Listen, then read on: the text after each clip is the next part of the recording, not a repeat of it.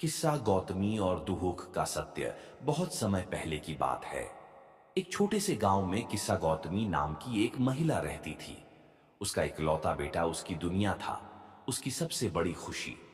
एक दिन अचानक उसका बेटा बीमार पड़ गया और कुछ ही समय में उसकी मृत्यु हो गई। अपने बेटे को खोने के दुहूक में डूबी किस्सा गौतमी समझ नहीं पा रही थी कि वह क्या करे। उसकी आंखों में बस एक ही सपना था, किसी तरह उसका बेटा फिर से जीवित हो जाए। वह अपने बेटे का शव गोद में लिए गांव भर में घूमने लगी और लोगों से रो रो कर विनती करने लगी, कृपया मेरे बेटे को बचा लो, कोई ऐसा उपाय बता दो जिससे यह वापस जी सके। लोगों ने उसकी पीड़ा देखी, लेकिन कुछ कर नहीं सकते थे। तभी किसी ने उसे सलाह दी, गौतमी, महात्मा बुद्ध इस समय तुम्हारे गांव के पास ही ठहरे हुए हैं। वे बहुत ज्ञानी और दयालु हैं, उनके पास जाओ, शायद वे तुम्हारी मदद कर सकें।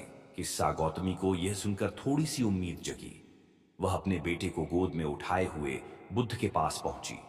उसने गिड़गिड़ाते हुए उनसे कहा, भगवान, मेरे बेटे को बचा लीजिए, आप तो सर्वशक्तिमान हैं, कोई ऐसा उपाय कर दीजिए कि यह फिर से जीवित हो जाए।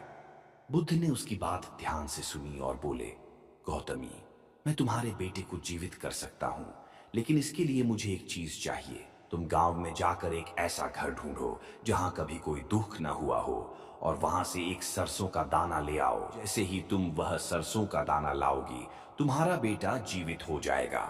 किस्सा गौतमी को फिर से आशा की किरण दिखाई दी। वह तुरंत उस सरसों के दाने की तलाश में गांव में निकल पड़ी।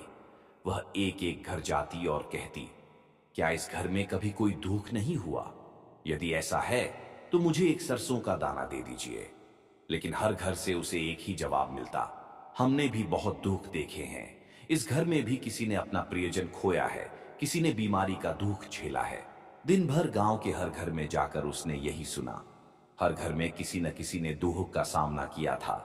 धीरे धीरे गौतमी को समझ आने लगा कि वह अकेली नहीं है जिसने दुख झेला है। दुख तो हर इंसान के जीवन का हिस्सा है।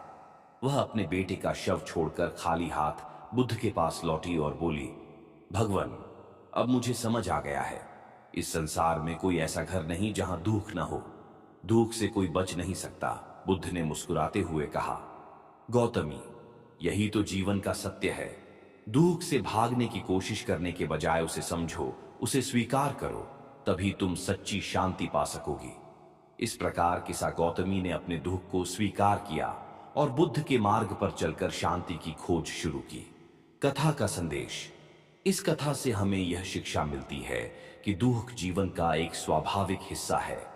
उसे समझकर, स्वीकार करके और सही मार्ग पर चलकर ही हम वास्तविक शांति प्राप्त कर सकते हैं।